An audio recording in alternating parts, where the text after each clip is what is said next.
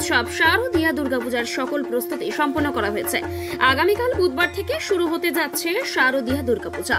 এই উৎসব ঘিরে সারা বাংলাদেশে মণ্ডপে মণ্ডপে আনন্দ উৎসব বিরাজ করছে। গত 5 আগস্ট আওয়ামী লীগ সরকার পতনের পর পরিস্থিতিতে নির্বিঘ্নে দুর্গাপূজা উদযাপনে হিন্দু ধর্মাবলম্বীদের মধ্যে উদ্বেগ উৎকণ্ঠা দেখা দেয়। তৈরি হয় নিরাপত্তার শঙ্কা। সার্বিক পরিস্থিতি বিবেচনায় অন্তর্বর্তী সরকারের সব মহল থেকে তাদের আশ্বস্ত করা হয় বিএনপি, জামায়াতে ইসলামী সহ বিভিন্ন রাজনৈতিক দলের পক্ষ থেকেও আইন শৃঙ্খলা রক্ষাকারী বাহিনীর বিভিন্ন সংস্থা এবং বাংলাদেশ সেনাবাহিনীর সার্বিক নিরাপত্তার আশ্বাস দিয়েছে। Ansar, police, RAB, BJP, coast guard ও সেনাবাহিনীর 4 স্থানে নিরাপত্তায় প্রত্যেক পুজো মণ্ডপে থাকবে। আমরা প্রতি বছরের ন্যায় এবারও উত্তরা সার্বজনীন পূজা কমিটির পক্ষ থেকে দুর্গাপুজোর আয়োজন করছি। আমাদের সকল প্রস্তুতি প্রায় সম্পন্ন। আজ মহাপঞ্চমী, আপনাদেরকে মহাপঞ্চমীর শুভেচ্ছা। আমরা বিগত 15 বছর ধরে উত্তরার 11 নম্বর সেক্টর এবং 3 নম্বর সেক্টরের মাঠে পূজা করতাম। এবার পরিবর্তিত পরিস্থিতির প্রেক্ষাপটে আমরা 17 নম্বর সেক্টরে আমাদের সরকার কর্তৃক প্রদত্ত যে মন্দিরের জায়গা দিয়েছে, এই জায়গাতেই আমরা এবার পূজার আয়োজন করেছি। পূজার সকল প্রস্তুতি সম্পন্ন হয়েছে এবং প্রশাসনের পক্ষ থেকে আমরা সার্বিক সহযোগিতা পাচ্ছি। চতুর্স্তরীয় যে নিরাপত্তা, সেই নিরাপত্তা ব্যবস্থা আমাদেরকে দিয়েছে সার্বক্ষণিক বাংলাদেশ সেনাবাহিনী, র্যাব, পুলিশ, আনসার সবাই আমাদের নিরাপত্তার ব্যাপারে সচেষ্ট রয়েছে। আমরা আশাবাদী যে খুব সুন্দরভাবে আমরা পূজা করতে পারবো। নিরাপত্তা নিয়ে আমাদের কোনো উৎকণ্ঠা নাই। এবার দুর্গাপূজার কোনো ধরনের কোনো শঙ্কা নেই। বাড়তি নিরাপত্তা ধরেন যে আমাদের তো ধরেন নর্মাল টাইমে পুলিশ থাকে, আনসার থাকে এবং এই লোকাল যে যারা ভিডিপি তারা থাকে। তারপরে আমরা বিভিন্ন ইসের কী বলে গ্রাম পুলিশ থাকে। তারপরে আবার ওই কমিটিও করে দেওয়া হয়, তারা আবার কিন্তু ওই স্বেচ্ছাসেবক দেয়। এবার তাছাড়াও আমরা কিন্তু এক্সট্রাভাবে র্যাবরে দিয়েছি, বিডিআর দেওয়া হয়েছে, সেনাবাহিনীকে ডিপ্লয় করা হয়েছে, নেভিরে ডিপ্লয় করা হয়েছে, প্লাস এয়ারফোর্সেরও ডিপ্লয় দেয়।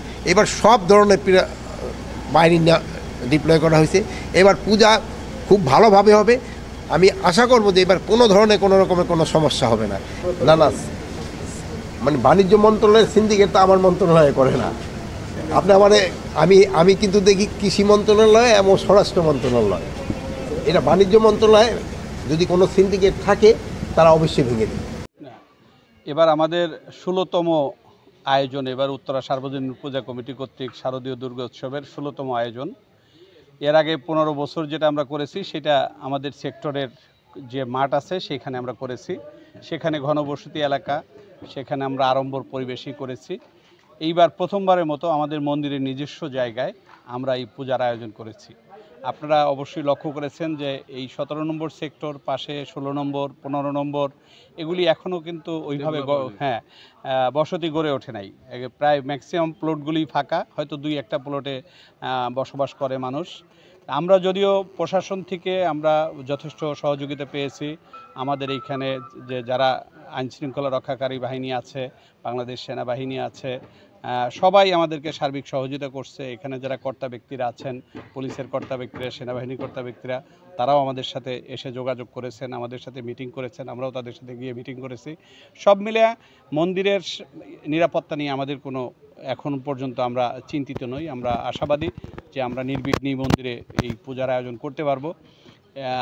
তবে এই যে রাস্তাঘাটে যে ফাঁকা জায়গায় যখন আমাদের এখানে মন্দির থেকে ভক্তবৃন্দরা রাত্রে ফিরে যাবেন, ওই তাদের যাওয়া আসার পথে নিয়ে আমরা নিরাপত্তা নিয়ে একটু বিঘ্নিত আছি। সেই ব্যাপারেও আমরা আইনশৃঙ্খলা বাহিনীকে বলেছি, তারা বলেছে সেটা তারা দেখবে, সেই নিরাপত্তার ব্যবস্থা তারা করবে। 3 নম্বরে তো প্রতি বছর করতেন, এই বছর কেন করা হলো না? না, এই বছর আমরা এই বছরও করতে চেয়েছিলাম, কিন্তু ওইখানে স্থানীয় লোকজন তারা চায় নাই যে ওইখানে চায় নাই, যার কারণে আমরা কারোর সাথে কোনো দ্বন্দ্বে যাইনি, যেহেতু আমাদের নিজস্ব জায়গা আছে। সময় এগিয়ে চলেছে, এক একটা দিন পেরিয়ে যাচ্ছে, পেরিয়ে যাচ্ছে মাস, প্রতিবাদের স্বর তীব্র থেকে তীব্রতর হয়েছে। চলছে বিচার প্রক্রিয়াও। প্রশ্ন উঠছে, আর কবে হবে অসুর নিধন? অভয়াকাণ্ডে দোষীদের শাস্তি এখনো অধরা। আমরা বিচার প্রার্থী। সন্তানহারা পিতামাতার আর্তনাদের শব্দে ম্লান হয়েছে চিন্ময়ীর আহ্বানের ধ্বনি। তাই মাতৃশক্তির কাছে আমাদের প্রার্থনা, অসুরের বিনাশ হোক, অভয়া বিচার পাক, শুদ্ধ হোক পৃথিবী, হয়ে উঠুক নির্ভয় আশ্রয়। অভয়ার বলিদান যেন বিফলে না যায়। উদ্ভাসিত হোক অনন্ত আধার, অবরুদ্ধ হোক সব রুদ্ধ শৃঙ্খল, অবারিত হোক নির্মল বোধ।